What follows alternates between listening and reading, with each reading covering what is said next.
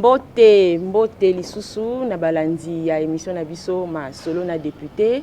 Lelo tozali bongo le 24 mars 2021. Tokobeta li solo ya disparition ya tout premier président ya mboka na biso Joseph Kasavubu o atika kibiso le 24 mars 1969. Lelo to 52 ans jour pour jour. Tokobeta li solo ya maître Mukendi o atika kibiso année passée le 24 mars 2020. Lelo une année après akufa ki atika kibiso. Tokobeta li solo ya gouvernement Samalukonde. Elo roni nezo bloqué toujours. On a peut kokota na yango. Docteur Iguet o azaki na problème na DG na ye ya na hôpital du cinquantenaire. Dossier commun à niveau ni tokobeta li solo wana. Construction na Kinshasa, ba construction anarchique et zo salema na désordre. Li solo wana pe tokobeta yango na mokolo ya lelo na émission na biso ma solo na député. Oui, grâce Bokete. De l'autre côté aussi, Doriko Bakissa Mbosso, président de l'Assemblée nationale, il n'y a pas le problème. Donc, dans la société civile, Dorobé tapé Masolo Kanango lobby à premier président de la République démocratique du Congo, Joseph Kasavubu. Dans la ligne tout nous moko donc et là moko zo dérangé le 24 mars. Pourquoi est-ce que le 24 mars wana il y a la télé locale le 16 janvier?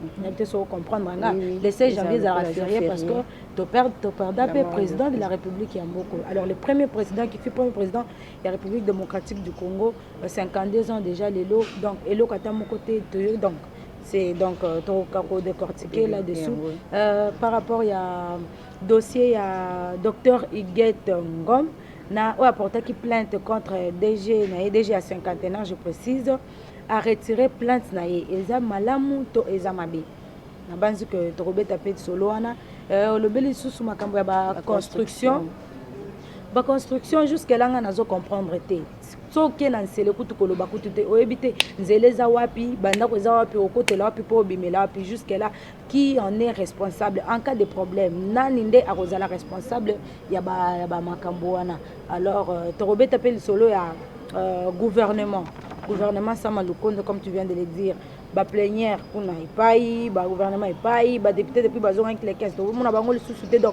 et loko ata mon côté na éviter qu'est-ce qui se passe et loko to ko décortiquer ya mokolo ya lelo yango voilà toko lobela masolo yango et ba point o to tangi awa na mokolo ya lelo na bongo to bengise libino invité o azali mwana mboka ndeko Eliezer Tambwe aki na pesi mbote honorable ba poste ministériel est déjà partagé masolo ezoleka ndenge bozoyo kana mais non et le roni nezo sala que jusqu'à maintenant gouvernement Samalukonde ezobimaka kana noté.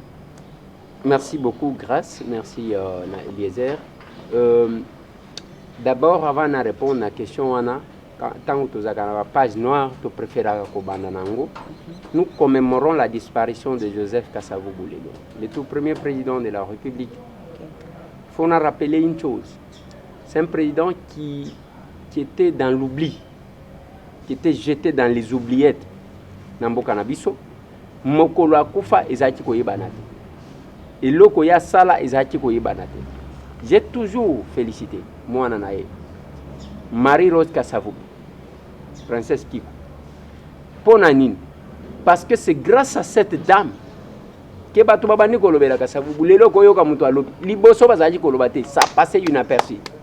Il a fallu que moi nanaye abunda pour que azobimisa maputa na komba papa naye a lancé biloko asala biloko wana et sous Kabila cette dame a obtenu la construction d'un monument à bomona ya Kimpoanzi. C'est grâce na effort naye. Alors abundi lelo bato babandi ko se rappeler nani lobi tozalaki na maître nangai Jean-Denis Kassese na UPN pona kotanga to pona kotangisa plutôt comme nazo assister ye atuni kaka kama mutuna ya muke Joseph Kasavubu na élection na ye est-ce que azalaki candidat unique to azalaki na bato misusu aye kotuna pe alobi bon élection na yango ezalaki suffrage universel direct ou esalemaki ndenge nini oyebi que bon ozomona ka moins difficulté parce que les gens ne rappellent pas l'histoire. Ce n'est pas parce que bato baza ignorant non ko rappeler histoire ya ke bayebaka histoire ya mboka na bango. Kasavubu était dans les oubliettes et en toute sincérité il faut reconnaître moi na ye ndelo ko ngana lobaka na ba famille ya Okito soki omoni mutu balobelaka mingi te parmi bato balobaka eza Okito. C'est comme s'il n'a pas une famille. C'est comme si Okito abotaka te eloko moko te. Je n'ai vu bato koya koloba oto zaba soki bana ya Okito soki banini katangu la veuve Okito aye pananga quand cette dame là est venue.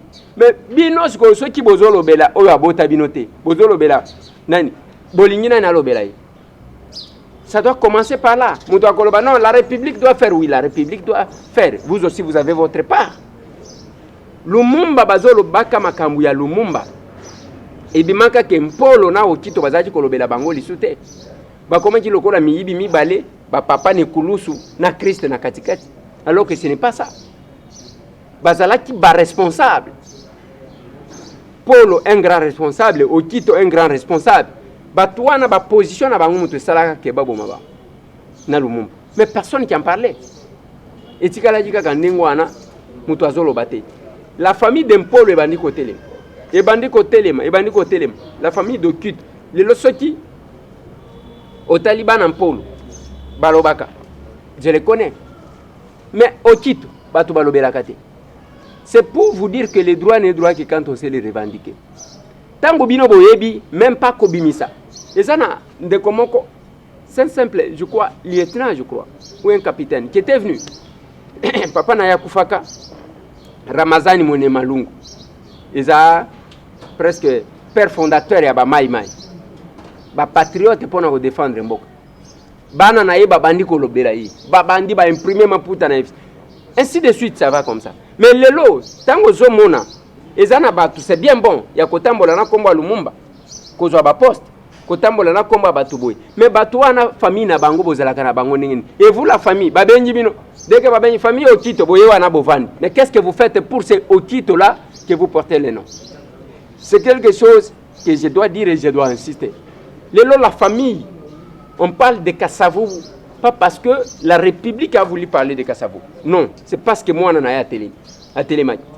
Ça, Moutouako Loba, j'ai dit c'est Marie-Rose Kasavubu qui a fait parler de son père, Namikolo, Naba Mbula Oyo. Parce qu'elle s'est battue. Nakatu était honorable. Oui. Marie-Rose. Oui. Donc c'est la fille unique de Kasavubu. La fille aînée. La fille aînée. Moi, on a liboso. Donc Kasavubu Azalaki na bana mususu. C'est Azana bana mususu. Maman Justine Kasavubu. Azamo na Kasavubu. Azalé qui a Marie-Rose Kasavubu. Et aujourd'hui, quels sont devenus bana Kasavubu? Bana Kasavubu, je n'entre pas dedans. C'est que je sais que Marie-Rose Justine Kasavubu azo sala politique. Bon, azo sala politique, ba bengi politique, ya ba résistant. Bon, de oyo ba poni. Marie-Rose Kasavubu a été avec Tshisekedi à un moment donné. A komaki na honoré Ngwanda à un moment donné. Baye ba bebani mo muke, bazongani ainsi de suite. Bref, Marie-Rose Kasavubu Justine Kasavubu fait la politique. La politique active, mais le mal est que Salango Libanda, il fallait qu'il aille à Kosalel Awa parce que c'est une dame intelligente et qui se bat en politique. Mais Marie-Rose Kasavubu aussi fait la politique. Mais dès qu'il y a la politique, elle a beaucoup plus mis l'accent sur son père. À ce coup-ci, comme moi, papa naïe. Léon a lobby, je répète encore, Marie-Rose Kasavubu s'est battue pour que au moins mon image à papa naïe existait. Ata soki batu bakolobate place papa na ya zalaka premier bourgmestre na Kimponza batonga monument ya Kasavubu non loin à palais du peuple. Ça c'est les efforts. Et cette dame là, à ce que je sache parce que na mona j'ai couvert ma manifestation na Ndeko Basile avant qu'il ne soit aussi député. C'est elle qui était vraiment avec Marie-Rose Kasavubu. Elle a dépensé ma puta, ma pièce, ma effigie à papa na kenda et kenda. Donc à ce coup, c'est vraiment Kasavubu. Ça c'est important. Et aussi maître Jean-Joseph Mukendi. Ce vieux-là, ngana habité. Ngana eba Jean-Joseph Mukendi te ya ba époque ya Tshisekedi ya kala oyo bazaji ko reléguer bangote na eba été. Autant j'ai connu Tshisekedi Asuka, autant j'ai connu Maître Jean-Joseph Moukendi. C'est un vieux, tant qu'on a l'obakana batu, Mukolo Tshisekedi a koufi. Batu ba comme la champagne. Batu mususu ba ko sala soki ndenge nini. Tokenda Bruxelles, tozwa pepo biso misato. Ngai, les bâtonniers Jean-Joseph Moukendi. Et l'actuel chef de l'État Félix-Antoine Tshisekedi Tshilombo. Toke collé là, Etienne Tshisekedi. Tokenda kabiso 3. Na Belgique. Mutu ako kati kozala na biso, c'est Vienanga, Franck Diongo Chamba. Mais il était en prison. Je me rappelle, Nazwaka Kokoso, je devrais payer le billet. Le billet coûtait, je crois, $1 800, si je ne m'abuse pas. Ganazaki na 1300. Il me manquait $500. Et c'est le Vienanga, Franck Diongo Chamba en prison qui m'a ajouté cet argent. Nake collé là, Etienne Tshisekedi wa Mulumba. Et ce vieux-là, Toloja na un hôtel Moko, Jean-Joseph Moukendi. Chaque fois, un vieux gentil, toujours souriant, et même temps, azo soloranayo, azo sentir penza mukolo, azana posa ya, moi na considération, na estime.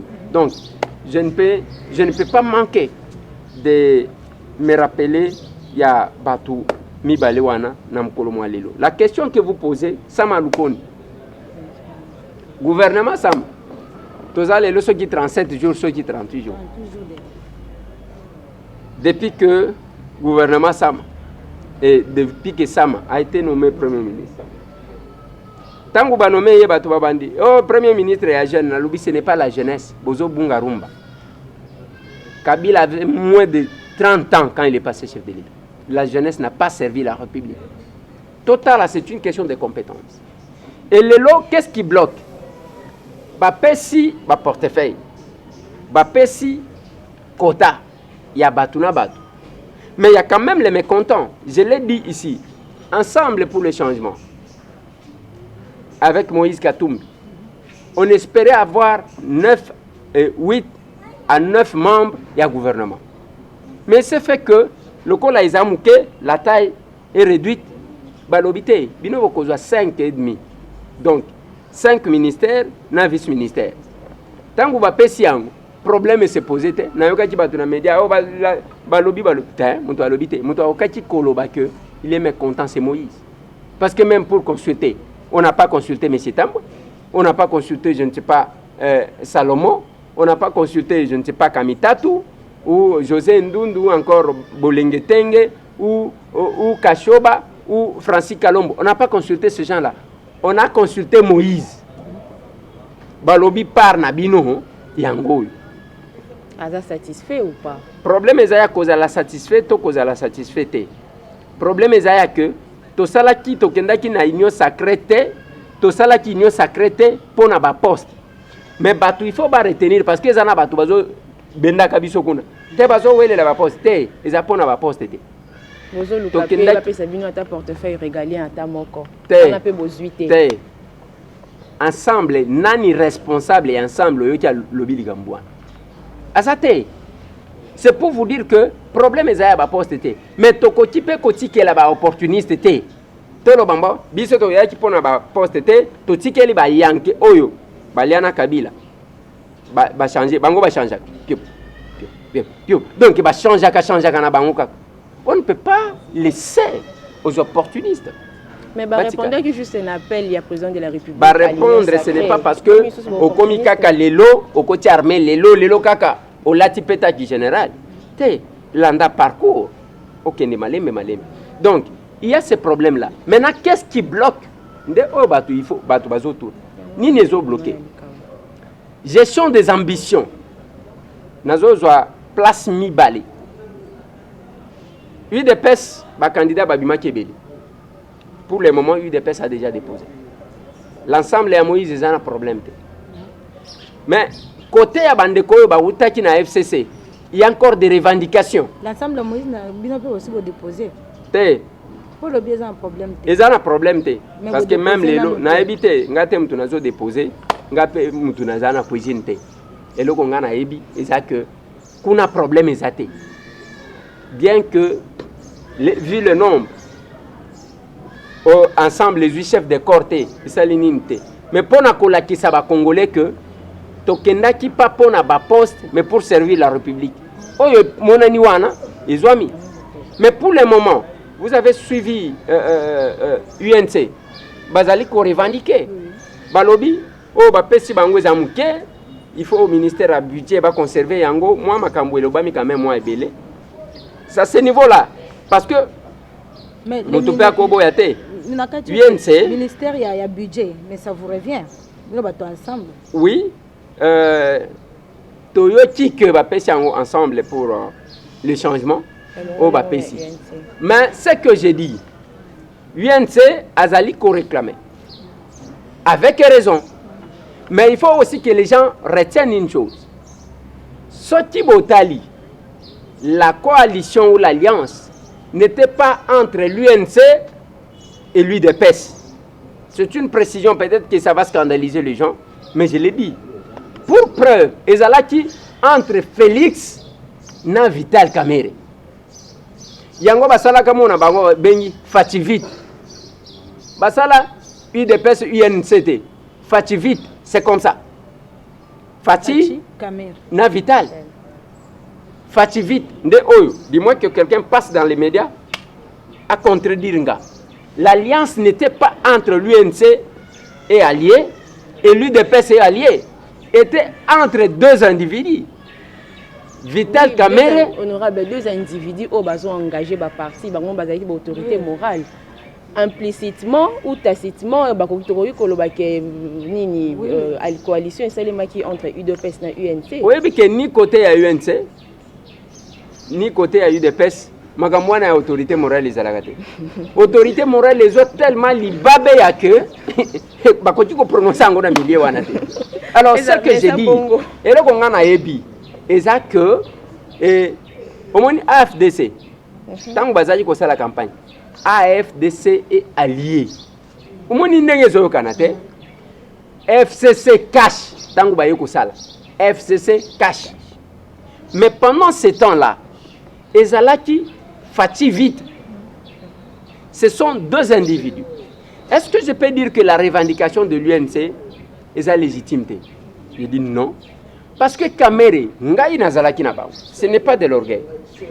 Kamerhe, Azalaki, na Fati bako tambola bango mibale Fati vite il mérite mieux maman baboti mwana bazu prénom ya papa na ya maman basangisi bapesi yango ouais alors c'est dans ce sens là que ngai na yebi likambu ya batu mibale wana tango bazo revendiquer on ne peut pas négliger l'UNC on ne peut pas négliger Vital Kamerhe. Ata ceux qui aiment quoi kangami. Parce qu'on doit faire la part des choses. Il y a les gens qui aiment les polémiques. On doit prendre de la hauteur. Ata ceux qui aiment quoi kangami. Compte tenu à fait oh justice zali ko reprocher. Le problème ce n'est pas le chef de l'État. Ça c'est Kamerhe qui a comparu, il a parlé et tout le monde l'a entendu. Oui. C'est pas que Félix a côté quoi en vouloir. Toko sacrifier veka bao bako sakabatu bakende kokosa na bisika bikauka. Qu'est-ce qui se passe? Il y a une relation entre les deux messieurs. Ba salaki loko et le chef de l'État, oui, sans toute logique, qui doit reconnaître cet effort de Veka. Je pense c'est parmi les points qui bloquent. Deuxième point. Bande konabiso ba utaki na FCC. Tellement que baza organisé te, baza na mokonzité. Baza 3 baza 4 même 3 wana mutu pas zoni makozala élève ya mutu azate. C'est là que j'avais dit na informateur l'actuel président ya Sénat le président Bati Lukwebo na loba na que quand vous consultez les individus vous aurez une difficulté de gérer les ambitions. Quand vous consultez les groupes c'est facile, n'a pas si raison, n'a pas si exemple. Biso 70 députés il y a ensemble pour le changement. Ceux qui va consulter, fiche individuelle, engagement individuel. Chaque individu devrait revendiquer un poste. Mais comme il 5, 5 et demi, 6, il faut aussi retenir ba poste wana ezaka ya batu oyo baza ba député te. Parce que les groupes ou les regroupements politiques ne sont pas constitués que des élus. Et ça n'a pas libanda. Et le gouvernement, on va constater que il faut maintenant que gérer l'ambition. Nakati aba élu, tozo combien? Nakati aba baza libanda, tozo combien? Donc les jeux se jouent à ce niveau-là. Et ça le problème se pose à ce niveau-là. Et aujourd'hui, quel que soit le nombre de candidats qui avaient à l'UDPS, l'UDPS a tranché. Le chef de l'État, Yamba Bango. Et du coup, ça c'est déjà tranché. Maintenant, la gestion des ambitions des individus que vous avez reçus individuellement. Et c'est ça tout le problème. C'est ça le problème. Et voilà, presque déjà 10 jours depuis la rentrée parlementaire. Donc, Namboko Ngakutu nazo comprendre que et l'eau plénière ezate, gouvernement ezate, ba député car jour bokendaki les 15 wana tozomona lisusu bino te kuna donc bozo fana na bandako bazo futa bino donc na comprendre te ba futa bino pour bozo fana na bandako ou soit qu'est-ce qui se passe finalement. Et puis de l'autre côté to équiper ba assistant kuna ba ko réclamer basiliki balobi bazana 8 mois impayés Mbosso. Donc Mbosso makambozo ça va comprendre ngote bakanisa que avec Mbosso ils pourront retrouver le salut oyo banyoko maki mingi na Janine Mabunda. Mais jusque là. Donc non, il y a une chose qu'il faut retenir. Depuis les 15, les lois, oui, ça fait 9 jours que tout ça li ba plénière. Et ça n'a pas préalable qu'il faut retenir. Pour définir le calendrier d'une session, parce que nous apprenons, nous avons la chance parce que c'est notre législature. Et la législature, où il y a M. Tambwe, et Longola bureau, et Longola premier ministre, où il y a jamais combien je suis fier d'appartenir à cette législature. Mais honorable, Bolongoli bureau, il y a Janine Mabunda. On a l'impression, avant et après départ, il y a bureau Janine Mabunda. C'est la même chose, changement exact. Non, c'est là que ce n'est pas la même chose. Nous allons répondre, Bino. Il y a une chose. C'est que pour définir le calendrier d'une session, il faut que le conseil de président et à Kokota. Conférence, qu'est-ce que je dis? Conférence de président. Je voulais parler, il y a conseil. Oui, conseil de ministres des Athées. Conférence de président. Écoute, qui sont membres de la conférence de président? Il y a le bureau de l'Assemblée. Dengeba Aliwan. 7 personnes. Il y a le président des commissions permanentes. Il y a le président des groupes parlementaires. Nous avons une conférence des présidents. Si vous avez une difficulté à niveau, la majorité a basculé. Makambweza lisusu ndenge ezalaki te. Ba oyo bazalaki majoritaire na conférence de président, ba comme il est minoritaire. Neti biso na PAJ. Le président c'était l'honorable Kassong. Il est PPRD. Il est FCC. Ba FCC oyo ya El Dur wana ya Makila. Yende azalaki président. OK? Aujourd'hui na ba commission permanente nyonso parce que ba pesa biso la tête d'une commission ba pesa biso tangu tozaki na opposition. Biso côté kaka il y a honorable Christelle Vwanga. Commission droit de l'homme. Misusu wana bango mokonde bazalaki ba président ya ba commission. Siko na conférence de président wana. Ezana batu d'abord bango FCC yango moko epanzani tozana ba oyo tozana bango déjà ba mususu batikali kuna bakosala siko conférence de président na banani. Ils vont influencer la décision bakozala majoritaire na kati wana alors que ils sont devenus minorité. La difficulté. Le groupe parlementaire bakozala na banani parce que le groupe parlementaire ango epanzani pe. Okotika la kana za président ya groupe parlementaire. Et cause la président groupe parlementaire atika la ki na FCC mais ba membre rebelle ba na union sacrée. C'est ce calcul là qui est en train de se faire. Pour trouver la conclusion, bakoka koyeba. S'il faut programmer une plénière, il faut programmer une plénière pour commencer d'abord par voter les nouveaux membres du bureau. Il faut que le groupe parlementaire se reconstitue de nouveau. Et ça, les masiko ya sika. Ou on a tout déclarer la partenance na ba. Et ça la ndengwana. Et après, les commissions permanentes, elles ont ba konzi mususu. Ba o bazana kati majorité. Avec ça, ils vont définir. Ba o baza minoritaire, ba koti ko kende ko aligner, ba ko kende ko sala désordre, ba koti ko aligner te matière à traiter sur le calendrier électoral et le calendrier à session parlementaire au mars. Donc c'est un peu ça la difficulté. Bolobi wanake bon avant l'indépendance égale après l'indépendance. Avant le départ de Mabunda égale après. Non, c'est pas ça. Même le système parlementaire, ceux qui vont manifester, moi je n'ai pas cette information-là. Moi. Bako risquer baby sanyos. Parce que nenge bayebi, le peu de temps que Mbosso est resté, l'assistant parlementaire ba futa ki bango.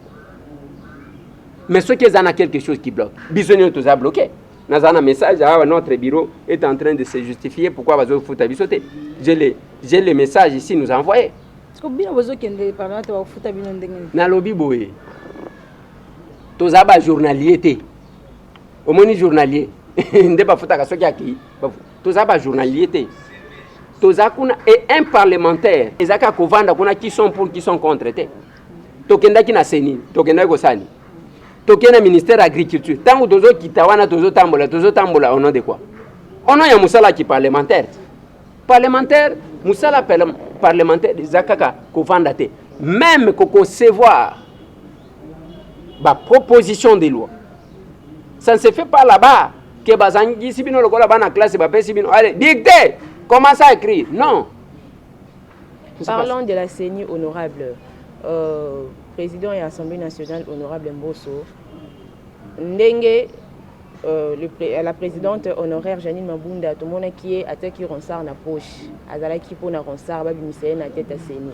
Yango peut tout monde honorable Mbosso, Azolinga a désigné Monsieur Sylvain Lumu comme à la tête de la CENI. Et puis tout le monde, et puis bango se basa contre ye. Bango se basa contre président. Bino se basa contre président na bino za ko détourner bino.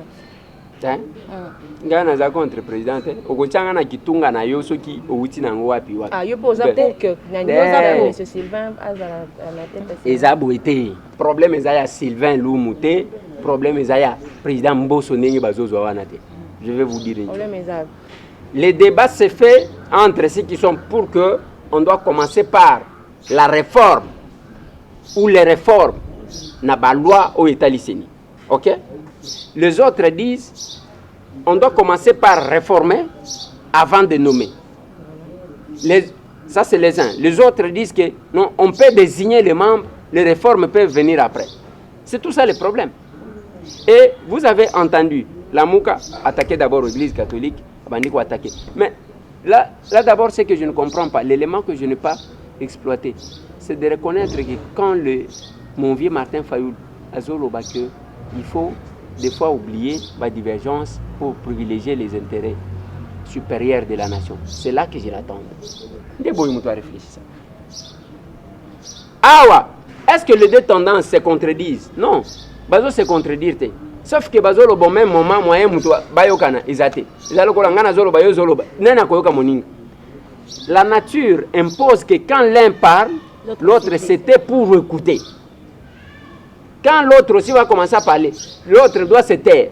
Oui bien zana viena ngana mboka, bien wana zaki kofinga batu mingi. Bien wana komona ye mutamba Roger, acha kufa pe à son âme. Bien wana zalaki ndenge nini? Azalaki yazaki kaka azali koswana na ba voisins sans problème quand ndenge nazomona batu misusu na Kinshasa izana ba mikolo moko kaka ndenge wana lamuki posa na yekaka swana na bite soki bazwaka nini na kati ye wana akolamuka soki abandi problème na basi na yete akobana na voisin pamba l'occasion de rien baswana alors azaki siko makasi te ya makofi azaki makasi te siko atelemi boy a fini voisin, yozoba, yo, a fini, wana siko tango alinya répondre ye, vie wana zui, omoni tono, ache wana bani ko beto, tango azobeta wana, yo makamozolo ba, yazolo kate, soki okati, ya kati, a fini, yo, tango alinya ko répondre, c'est à peu près ça. On parle au même moment, on ne va pas s'entendre. est-ce que ezana bato baza contre réforme bazate? Est-ce que Mbosso a dit que choisissez les candidats tout de suite et maintenant? Il a annoncé ou manifesté la volonté à désigner Nanga l'a dit. Alors bi bonome mukumba oyo le jinga kilo na kindi nangai. Mais où est le problème? Qui a refusé? Bisson est au marché contre Ronsard. Alors, il ne faut pas comparer, même temps où Tanga, Maître Sylvain Loum, qu'il est candidat na poche, il y a président Mbosso. Parce qu'il y a quelqu'un déposé candidature. Moi, je ne sais pas. Moi, je ne sais pas. Mais pendant même ceux qui les candidatures sont déposées, ça va passer où? Ça va passer au Parlement pour que tout le monde candidature. Mais il y a toujours une procédure par motion de honorable président. Nous avons cette possibilité-là d'agir. Mais qu'est-ce qui se passe? Où la crainte des uns? Comme on parle de réforme, il y a Seni. Bazo banga que Mouto Bakotinda la candidat. La réforme, à la candidat qui ne méritait pas être là. Donc, et c'est ça la crainte. Il y a que, bon, vous désignez, on ne doit pas désigner les gens avant la loi. En fonction de quoi? C'est à peu près ce que je disais. Na lobby na Batouboui. On ne pouvait pas déposer les candidatures sans connaître les portefeuilles. Et ça revient. On ne peut pas désigner les membres de la CENI sans connaître les lois qui régissent. Sinon, beaucoup de désigner. Au cas où ça tombait que dans la réforme, il y a loi contenue à critères donnés. Ce qui te lobby peut-être que Tolembi, Makambu ya kopesa président ya CENI na ba église. Parce qu'on a connu Malumalu. On a connu Ngoïmoulou. Malumalu, prêtre. Ngoïmoulunda, pasteur. Yewana, akendaki kutu. Akendaki azo sote na ba zambala boye. Et azoloba. Suka bakangi. Aïe, na komi kokufa maladi liki. Aou. Bapese 3 ans ndenge bapesa Christ bapesa ye akota na mabele 3 jours. Quelle coïncidence. Alors, ce qui les lots, ba législateur, ba estimer que te ba pasteur topesi Malumalu, topesi Ngoïmoulunda. Nangevni et que Tomoni Otozalaki Kozelate désormais ne peut être président de la CENI Moutouboui. Peut-être Balobi est chef coutumier. Je donne l'exemple. Balobi chef coutumier. Mais si la loi est déjà votée et que les candidats Moutobo Zouaki, Azamouto Aouti n'a pas confession religieuse. Vous voyez ce que ça donne. Donc je pense que c'est une question de se mettre, de se calmer, de comprendre pour interpréter et voir à quel moment, parce que même la lecture d'un document pour n'autanga malam, il faut y avoir que mukanda wana et comment maka na circonstance nini na époque nini ce qui ozotanga makambuka na contexte nini ce qui ozotanga kaka ndengwana okoyeba te okobanda kosala bo. Tout ça le gouvernement Sama Lukonde avant grâce ont anticipé na makamsusu donc de l'autre côté ba handicap ba sengi détachement entre donc basengi détachement na ministère balingi bazwa oya bango ministère ezala détaché na ministère des affaires sociales. Je vais peut-être vous choquer. Na loba eloko oyo bato bakanisa que nazo luka ba pesanga poste na comme ministre ya ba personne avec handicap. Même ndengo zomona nazo sunga bango. Partout où je passe na habité eloko ezala kananzoto nanga. Même quand je roule, dans les personne avec handicap. Surtout, au commun, je vis une dame. Elle étudie à l'Unikin. Elle a une chaise roulante. Au moins, elle a une tendance aux hommes mata. Unikin. Ngomba wana. Cette dame-là, elle a un garçon moko ya mukebo. Elle a tindik. Calculer chaise roulante, elle a du poids. Chaise roulante wana bazo matangomba. Je n'ai pas pu. Je me suis arrêté. Natuni la dame, est-ce que chaise na yo est pliable à l'obi oui. J'étais obligé à kotombolaye na tchaye na mutuka bien que na osala ngo tous les jours mais quand même quand je l'ai vu je ne pouvais pas passer. Na tombolié na tchaye na mutuka na ju chaise na ye na tchaye likolo na ke kotika ye devant la faculté parce qu'elle étudie. Azo sala droit. Et une telle personne, c'est une personne encouragée. Je l'ai amené là-bas pour la Kotalis. ngai eza ndengo zo mona bazo ya kotondela ngaboy mikolo nyonso. Et quand je parle avec eux, il faut que tala ndenge nini bayokela kanga. Lelo, j'étais avec un major de la police qui me dit mais batuna yo kolobela bango te tala ndenge bazo tungisa biso ainsi de suite. Na komi lokola porte-parole na bango. Est-ce que j'ai besoin d'un ministère na bango te? Mais qu'est-ce que je vais dire par là? Ce qui au pays na Angleterre, na règne à Tony Blair, si je ne m'abuse pas, il y a eu un monsieur qui répondait au nom de David Blanquette. Voilà, David Blanquette. Azaki ministre à l'intérieur. Mais personne avec handicap. Je crois Azaki aveugle, si je ne m'abuse pas. David Blanquette, ministre de l'Intérieur. Je suis très contre, il n'y a que, même Bango va revendiquer que non, biso à part. C'est une forme de discrimination. C'est une revendication mal posée. Nous voulons une politique d'intégration. La personne avec handicap, va la rester parce que oh bazo réclamer ça lokola nenge ba kenda komi vendre la basante. Les gens restent ba que créer ba centre à ba personne avec handicap et comme lokola ba le près qui vivent en dehors de la ville qui n'ont pas droit à la cité.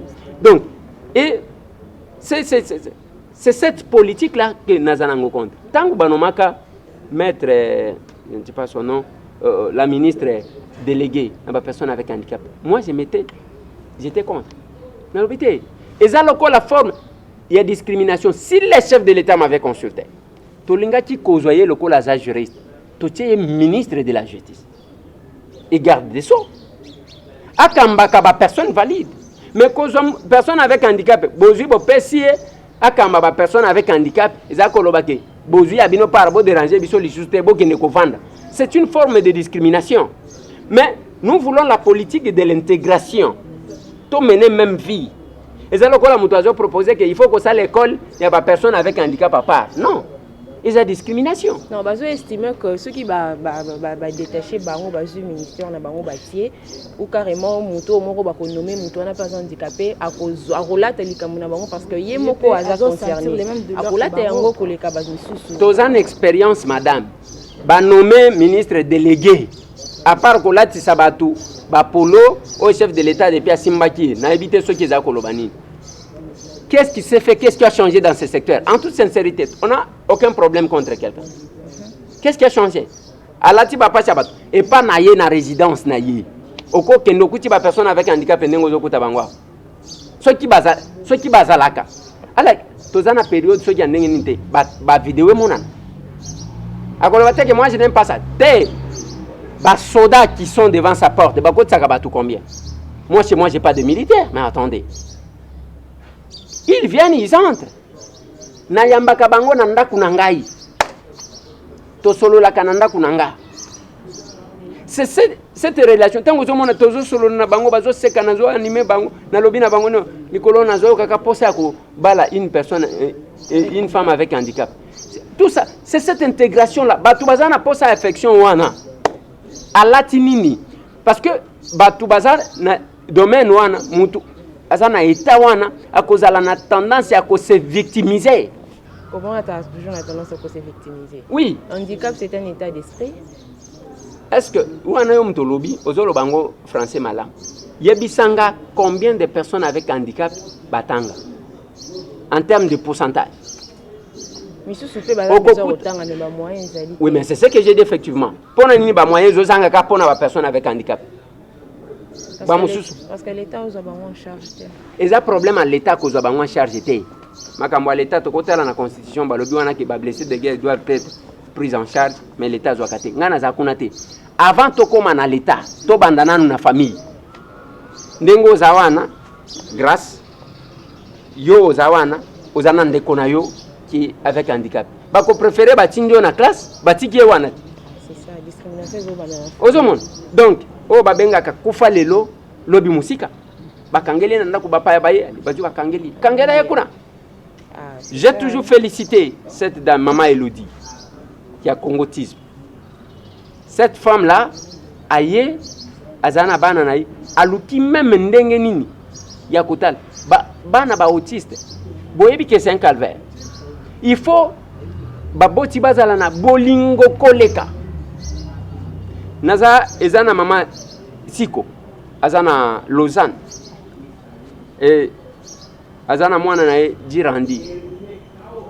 Mwana wana lelo je crois azokende ceux qui va 30 ans. Azawan un enfant autiste. Azamwana teke akoyoka posa yake akeko ko se soulager presque 30 ans. Alors ceux qui t'ont calculé azamukolo na bino nyonso. Alors ceux qui ce n'est pas moi qui pose à se soulager. Il fait tout là-bas. Et à cet âge, pour que maman supporte, il faut ça. Il faut reconnaître. Il y a une autre dame qui était venue à Sali, même Nani, école, à Sali, école de Daniel. Vous sentez que c'est ça, c'est cette intégration-là. Et Zana Batu, et le Kongana Zoloba, ce n'est pas que. Tendance il faut une autre personne. Ce n'est pas M. Tambwe parce que même dans Zoloba les loba beninga M. Tambwe to lingito no meyo ministre azo s'occuper na makambo ya personne avec handicap na koloba na bango te. Ce n'est pas ça mon idée. Moi ce que je vais tout simplement que ce qui va oba bunda parce que ce qui au moni mutu abunda atanga personne avec handicap atanga yeba que vrai combattant yewa abunda bunda nazana aminanga Nathalie Moussao. Il est en Belgique aujourd'hui, mais quand tu parles avec la dame vous sentez la tête. Atangi la chance avec cette dame yango zomona na habité ce qui va si ba miyeba la femme c'est cette personne là a solo na nzambe mobali azakao donc bazo beta masolo donc ceux qui ont moni et ça la kanga mabeta on amona kabashi mususu ya zoba zoba oleki na réseaux sociaux au longo libila pas la femme non la femme c'est hein talaka mutu mobali kao nzamba azotangisa ka bazo beta masolo na nzamba lobi omoni yaya oyo avandi tala soki azokosa yo tala sika boy okomona ka azokosa yango monaka bana basi soki ozokosa ye oyo balobaka ozotromper azotala yo azoseka. Ce n'est pas parce qu'il a évité, parce que seulement ils ont considéré yo lokola moine. Et quand vous prenez Nathalie, c'est comme ça que bane belé oya situation na mbaka mangwa okomona ka papa kimandako papa salaboy mususu ba memiye na Angleterre grâce à mwana na yaza handicapé akomi kuna akimina mwana na ye akota ki Mario akeko kota ki Mario ngana ko bota vadio te okomi na poto grâce à mutuwa. Mais nos mamans je ne sais pas yango ngai nazaka d'accord te na mois de la femme mars te ba maman bazo mériter 11 mois kozala nango pas un seul mois. Et là j'ajoute Nathalie Moussaou, c'est grâce à sa maman qui est aussi notre maman. À ma campagne. Vous sentez cet amour-là. De ça là que Lelo, Nathalie, elle est mariée par Mundele, Azana Banana et Mibale, Aza bien, alors que à Tango la Kate, elle a sur la chaise roulante. Mais quand elle vous parle, vous sentez une dame à côté. Et Batouanengwana, beaucoup de à l'ébozui, au PC, kaka ministère, il y a des personnes avec handicap. Non. Lequel a un ministère, Moussous, Ndengana Lobo. Tchaye, oko tchaye na jar, oko tchaye na travail et prévoyance sociale. Oko tchaye, ma ministère a makashi makai, boko pesa batute ponani. Boko tcha mutuana, et en retour, pour na ba saboter, bako bloquer, bako pese ba moyente. Alors que ministère a des personnes avec handicap, c'est le dépense régulière. Au quotidien. Bako bloqué, bako pesa mongote, bako mona lokola wane sa priorité. Mais entre-temps, ministre Avandi, en train de tourner le pouce, on est en train de les payer. Le problème, il y a un handicap, honorable ils ont à la base. Donc, le famille, les personnes vivant avec handicap, ils ont un complexe, déjà dans la famille. Ils ont l'impression d'être négligés par rapport à Yabatu Oyo. Ils n'ont pas l'impression. Ils ont négligé. Ils ont mis tout na. Tozana Kinshasa.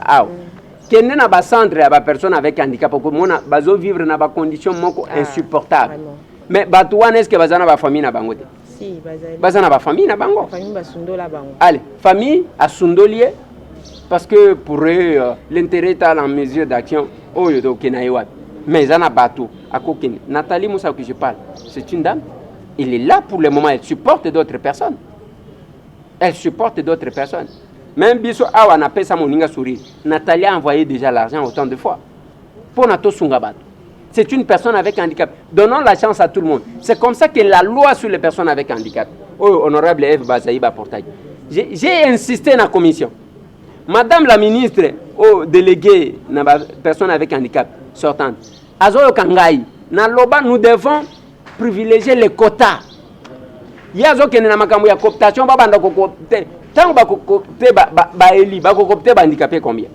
Parce que quota est ça là que c'est l'État qui organise et non le contraire, mon Dieu. Et là qu'on a comprendre.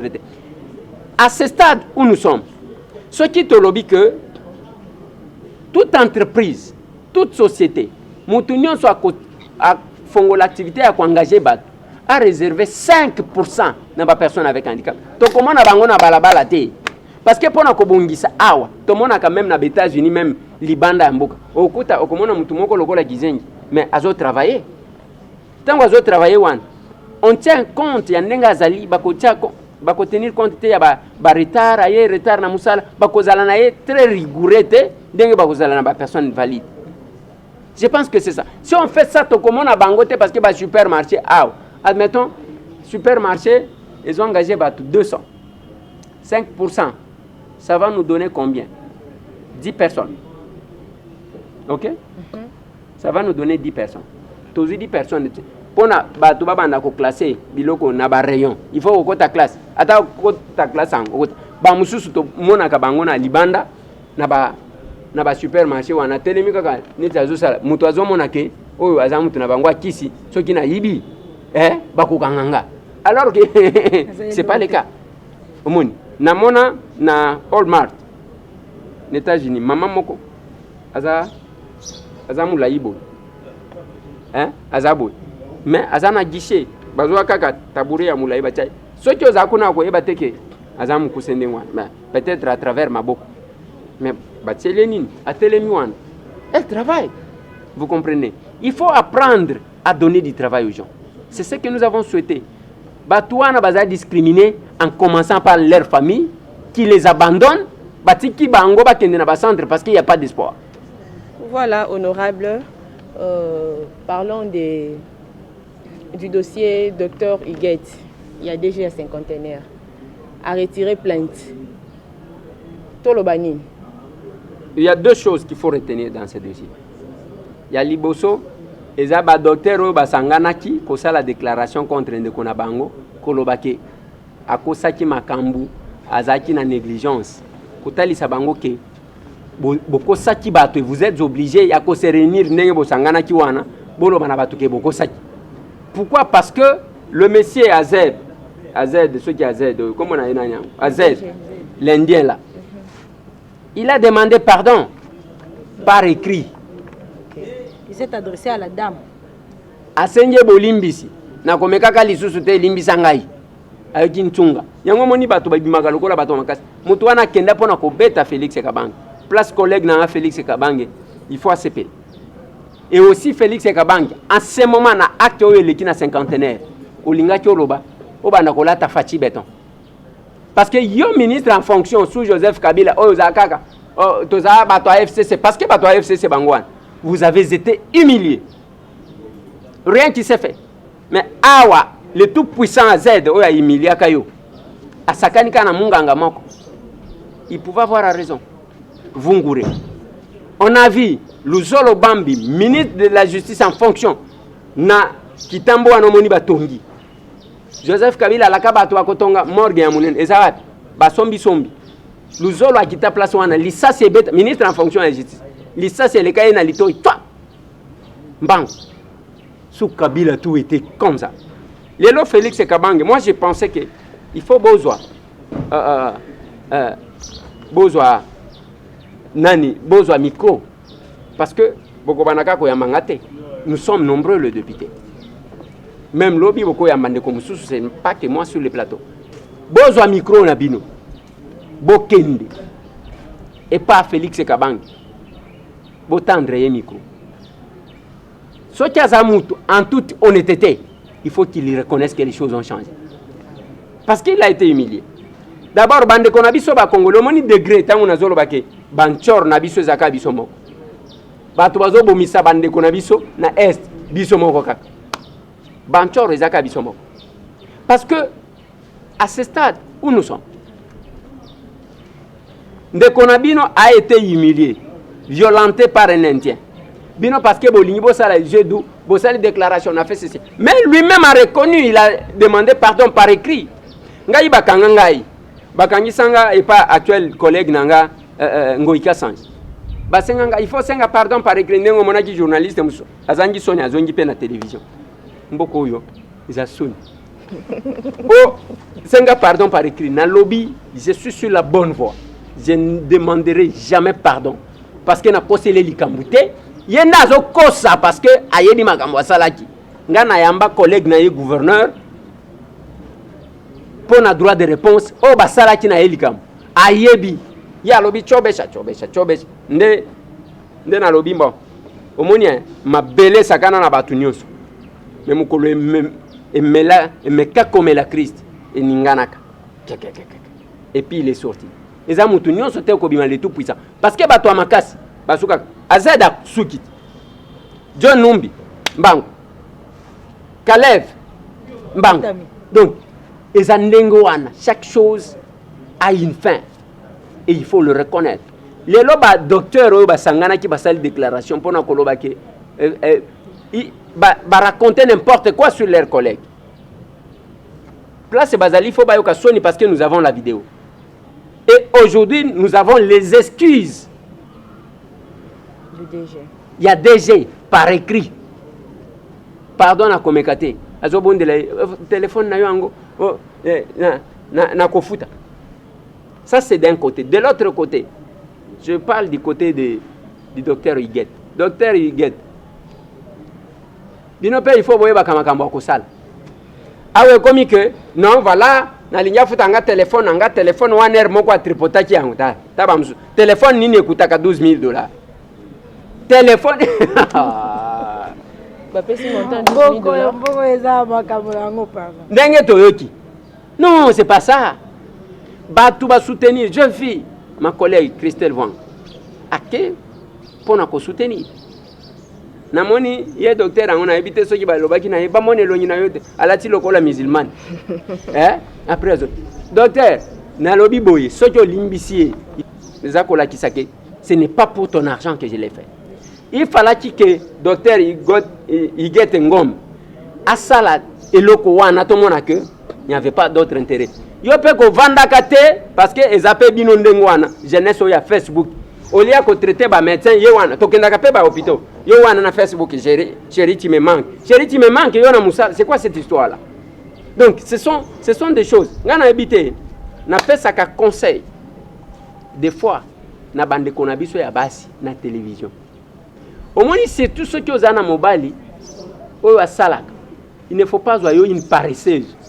Il y a au vendre à Moussala, aux autres de l'autre côté, tu veux quand même que Batou.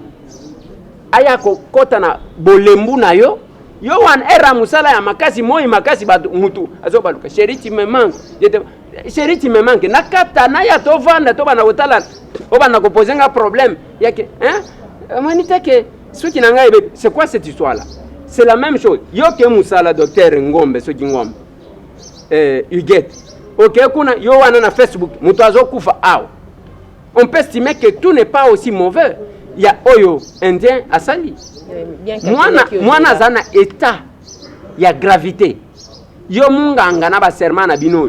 Ovandi wana, ozo tala ni na Facebook, ni recherche ozo salate, ezaka kamuke muke. Qu'est-ce que prouve qu'azaki na Facebook? Comme ça qui appelle le kota qui fallait ya. Ngai nazo landa makambo elo ba maki. Et to yebi pe bino ba fi ya ba réseaux sociaux. Ezaka muke. Et puis botenga misaka munoko ponani ozo sala osali boy biloko bo ngana ebité makambo ngoyo donc yo era ko sala musala ya selfie yangoa mais c'est pas possible donc c'est ça si ça ne dépendait que de moi je pouvais dire na docteur Huguet Ngombe il fallait qu'il y ait $1 et c'est ça tika ko lobake mon téléphone er moko eza tripoté donc osala ki pona cop alors pesa batu nyonso ba yaki ko compatir nayo. Quelque part là, ce n'est pas bon. quelque part on comprend que ce n'est pas aussi si bon que ça, mais au moins foutre le téléphone naie makambo kende bien. Et puis est-ce que bazonga ils sont bonne relation quand bazala qui déjà na infirmière na bien que bando beta na siko bakara, donc soki déjà za na eloko ko yebisa igeta bangi question na yebisa na kozonga esuma na kozonga esupu za boyebo. Respect gokota. Départ et d'autre. Comment ni place one? Respect gokota. Moi je suis content pour nani. Ba indien ba ko bana ko respecter ba.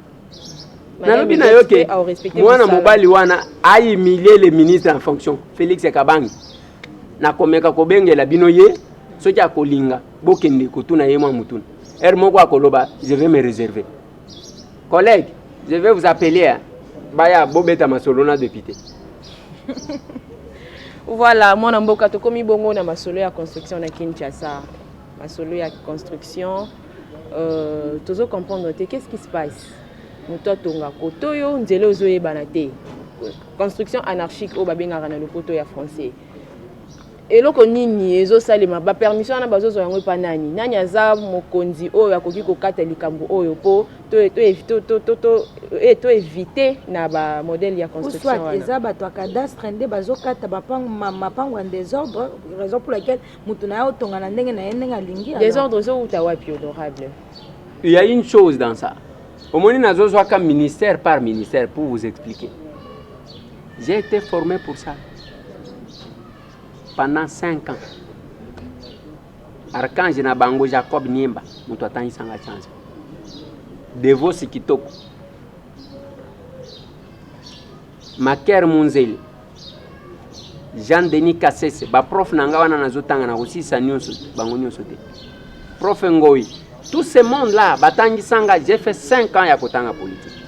C'est comme ça que Naebi Sakabatu, les ministères en français facile, ils ont besoin de la population, bapesi na mutu, asoki pakanango.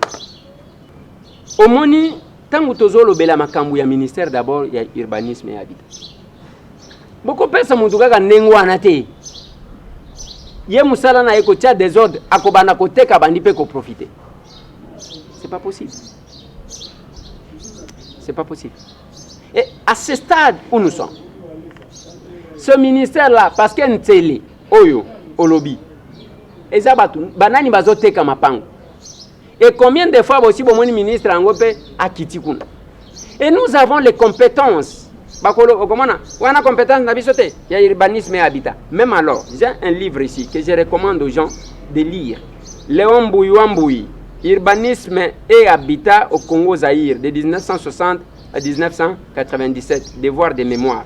Ce qui est allé, l'auteur Léon Bouyouamboui, détenteur d'un diplôme d'urbanisme de l'Institut d'urbanisme de l'Université de Paris, Dauphine, France, ingénieur photogrammètre de l'Institut international de la photogrammétrie de Delft en Hollande, a pris part à tous les travaux internationaux sur les établissements humains. Il a occupé de hautes fonctions administratives au sein de l'administration publique, secrétaire général honoraire du ministère de l'Urbanisme et Habitat, chef des travaux à l'Institut Architecture et Urbanisme. Ce qui est un livre Oyo, parce que nous avons des compétences qu'on ne veut pas exploiter nous-mêmes. Otali Awa, ce qui est aux tables de matière, au Komona, à PCA, chapitre 1er. D'abord, première partie, à l'objet état des lieux. Parce que c'est le côté sans que Osala est loco. À Kewana, chapitre 1er, héritage colonial. Et comment pouvons-nous faire les événements post-coloniaux, les défis de la croissance urbaine. Au Kekuna, très dominant de la politique générale, l'aménagement du territoire. Au Kekuna, la mise en œuvre. Ok, qu'on a présentation de nouveaux instruments d'aménagement, les plans d'aménagement, les schémas directeurs d'aménagement et d'urbanisme, les grands projets d'urbanisme. Ce qui est Tali Tata au Léon Bouyouamboui, c'est un monsieur qui existe, le livre est là. Yo kende pa batu bazo salawana, ceux qui à cause de temps ya ko fongola, à koyeba quelque chose. Ils ne sont pas là. Et qu'est-ce qui se passe? Des ordres wana zo sala. Chef coutumier ateki. Mutu atongi yanga yesuka awa ngai d'abord place nazali et pas nanga na UPN okokuta tosomba lupango to sombaka lupangu wana ezaki ya mutu moko soki ezaki combien sur combien nga na habité mutu aliboso asombi ndambo ya mibale asombi bakati na sima bakaboli na katikati oyo asombi aye koteka na prince liboso ateki ndambo après nga na ye kozwa mutu asuka sikoyo eza na servitude il fallait bao bazana assez il faut bazwa possibilité ya kobima servitude ça pose problème aujourd'hui mais qu'est-ce qui se fait tangu bato bazoteka kuna na nteli bazoteka tango zomona Kinshasa ezokendaka kote ko ba conflit pe eyindi kuna mais kote kuna nani azokende ko tracer ko yeba ke eza boyboy quartier ya sika na ba pays oyo ba pays normaux basala kandenge nini batindi ba travaux batindi l'état koti asali ba caniveau azui canalisation d'eau azui bati oyo biloko ya ba fosse septique exista kalisute basali yango batiango na se et puis ba ye clôture il y a un plan d'aménagement qui se fait et ce travail doit se faire en complémentarité entre les deux ministères il y a urbanisme et habitat na affaires foncières pour que basala yango mais ça ne se fait pas. Et le comment côté salé. Ça ne se fait pas comment honorable. On a l'impression que les Congolais ont un problème d'hommes, ils ont un problème de compétence. Puisque bateau batia rakuna, on présume que ce sont des personnes compétentes. Oh batangeli, oh baibi musalana. C'est que le problème est allé à niveau de la volonté. Grâce au tanga, au kenda na université. Balakisa yo na gen un que science sans conscience n'est que ruine de l'âme. Donc la science doit marcher avec la conscience. Ce qui conscience est athée, c'est un problème. Je vais ajouter une chose. On apprend pour comprendre. On comprend pour entreprendre. Ce qui yo au comprendre te. Yango moni lobi tango to kendaki mon maître le prof Jean-Denis Kassesi a pesinga na tangisa bana moko le chapitre sur l'organisation administrative. Il y a Congo Zaïre sous Mobutu. Na lobby na ba étudiant ya G1 na lobby na bango ke nazo ya codicter binoté. Nazo expliquer bino pour que vous comprendre parce que ce qui est codicter au comment au lembi. Mais tant que vous comprendre même ce qui au comité kotika la wan. Et kotika la na mutu na yo. Alors, c'est ça au moins le problème que nous avons. Qu'est-ce qu'il y a? Bazui ba pesio ba responsabilité. Balobi na yo, vous devez définir la politique de votre ministère. Mutu akovanda na ya kolongo akotike lembote. Non mais attendez. Attendez. Donc okuti wana parce que omoni ndenge le wambuyi akomi mukanda na aw. Abandi na état des lieux. Ce qui okomi na isika, la première des choses, faut ça l'état des lieux. Okuta ba makom. Ce n'est pas ko wele la ko bengana bato. Allez, ozu bato ozu ya yo tondis. Non, c'est pas comme ça. Parce que bato wana bazana expérience qui peut servir la République. Et ces gens-là sont des Congolais au même titre que bato eux-mêmes. Alors, qu'est-ce qu'il faut faire? Au sein de l'état des lieux, batalisio, ezalakaboy. Et puis on discute na bango. Après avoir fait l'état des lieux, donc proposer de définir yondengenini au côté kosala pour que le secteur qu'on vous a confié puisse marcher. Et si chacun faisait ça, si vous ne savez pas, ce qui est bien le côté, tangaka ta moi muke, tikaka kotika na Facebook, nga na habite nzambe nanga. Nga ce qui moninga na s'accrocher na téléphone nanga pendant longtemps. Il faut yeba qu'est-ce que j'ai fait. Nazo sala ba ka moi recherche à muke na salibu. Ezaka ka boyale. Okokuta ngai tata mobimba boy 78 bientôt 79 ans. Allez, na bandi ko sala ba selfie nazo postaka ba photo nanga. Bon, boy bisanga. Soit ezana ba mususu. Yeso ki azo poster ka buzo. Je vais me lancer là. Quand on prend les téléphones, les réseaux sociaux devraient nous servir d'apprendre, d'apprentissage. Oui, ndeko moko akomelinga lobi. Alobi, azamu Congo ya bandu. Izana momoko to prononcer kana linga les ans normal. Alobi mais et pas na biso bato abandu réseaux sonné mabe. Mbala liboso na yo ke loko wana. Eloko yango eza eloko simple. Ah, na lobi jamais muto na zomona neti azoko sanga. Na benja street Kalunga. Aza disciple nanga. Voilà. Astrid Kalunga qui est disciple nanga parce que aza mwana na forma na musalo. Na ben Astrid yo ebaka Kikongo à l'état. Et loko boye na Kikongo zan chef. Oh, na lobby. Alors que c'est quelque chose de simple. Vous comprenez? C'est quelque chose de simple. C'est-à-dire quoi? Il y a certaines choses que vous pouvez ignorer Mutumussu pas encore rappeler yo. Moi, ce que je dis aux gens, ceux qui ont le binengwan, Eliezer Azol Kaposte, Eliezer Azol. Te, na kozala ngamoko wana, ministre de l'urbanisme, ministre des affaires foncières, ministre des transports, ministre de la communication, il y a handicapé, il y a affaires sociales, ministre nini mususu bolobaki, ministre de plan. Nous surtout wana na kozala ka. Te, j'essaie de donner mes idées. Et je soumets ça à l'appréciation, il y a des décideurs, tout simplement. Et il faut mettre... Honorable, en cas de problème, qui en est responsable? D'abord, c'est l'État, parce que c'est l'État qui organise, et non le contraire. En cas de problème, l'État qui a été akoya siko na ba tracteur minene wana abandi ko buka lisusu bandako. Oui, na sima ya kopesa ba papier. Apesi ba papier ya mabe yemo kwa yeko buka. C'est comme ça que ça se fait. Eza pamba te nazo kebisaka bandeko na biso bazali banda. Ozana mapangu osomba. Benga ba numéro misato on apesa kabino pour que bo régulariser ba vérifier les yo. Okosala AVC, okosala tension. Nalobaka na batu, nalobaki na bino avant-hier. Ndeko mama moko abengai. Alobi mwana na ye azwaki lupangu ndaku ya munene na Gombe. Ba pesa ki ye azwi certificat ke basa les limitations. Ndenge tozolo baboy, tout est bloqué. Abenga na toni mama sikozo bengela ngani. Parce que tangu tozali ko insister, tozo talisa, toyebi mwa muke. O Eliezer akoma orgueilleux. Eliezer villageois o yakoma. Mabe ya ki villageois nde yango wana. Koloba vérité oyo. Mabe ya ki village. Parce que quand je vois les dangers, j'ai le temps d'observer. J'ai le temps d'écouter. Et nous gérons les problèmes au quotidien. Naloba kana batu finga na yonga. Boudenga. Mais mukolo a problème. Okomata okokita bakoloba na yo. Kinde komona ndeko Eliezer. Ça c'est pas de l'orgueil. Suka suka. Okoya kwa terire pana. Ce n'est pas possible. Batu bazo yiba batu ba mapangu. Okomona kama mutu moko apesi o papier. Okomina apesa kinga papier. Lobby tracteur et bouki news. Et à l'âge, nambongo ocho tena construction wana ils a problème. Yango na lobaka na batu. Makambo sérieux. Ce n'est pas de l'orgueil. C'est nous. Ça.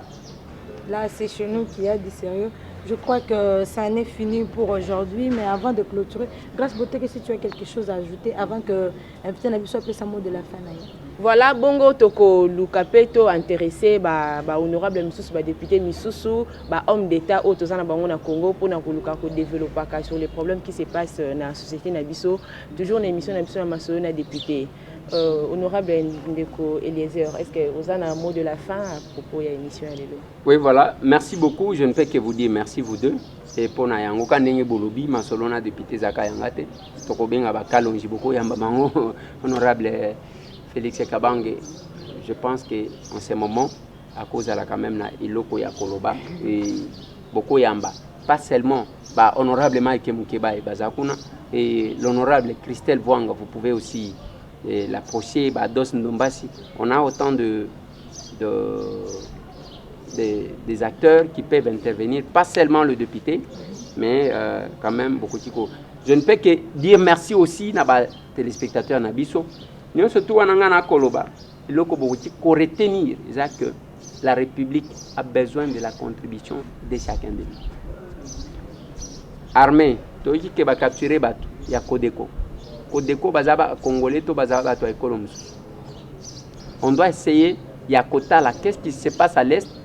Qu'est-ce qui crée l'insécurité? Les lots Équateur, Mbandaka, insécurité, Moujima, qui crée l'insécurité? Et pour quelles raisons? Donc, Isaïa Ngoana, mais j'insiste encore que tant que vous avez bon de Konangai, ceux qui ont la possibilité, sont en Konai. Biso, c'est chaque jour, quand vous avez lobby, bayewana, batondi, baoyo, maputa, baoyo, boy, baoyo, boy. Même ceux qui sont athées, la façon d'échanger avec les gens. Alors, merci beaucoup na balandignon soya tokomi wapi télévision ezalaki bongo grâce Bokete ma concert face à l'honorable Eliezer Ntambwe et aussi ngai ndeko na bino Eliezer Kazam face à l'honorable Eliezer. To bando ya mbela bino kaka ndeko Eliezer te. borozala kande moko grâce à otu koloba ah tokozala na ba invité ebele ba acteurs politiques ebele o to donc échanger quoi to pesa elan mususu na masolo na député alors bandeko nyonso na biso to sengi bino merci mingi to pesa bino merci ba oyo bazana possibilité ya kolanda biso te na ba TV ya to komi wapi télévision o to kokota pe na YouTube obeti ndeko Eliezer to kokoma wana ba komiselo ba émission nyonso au aimer au partager au commenter alors 09 98 311 332 Tokutani.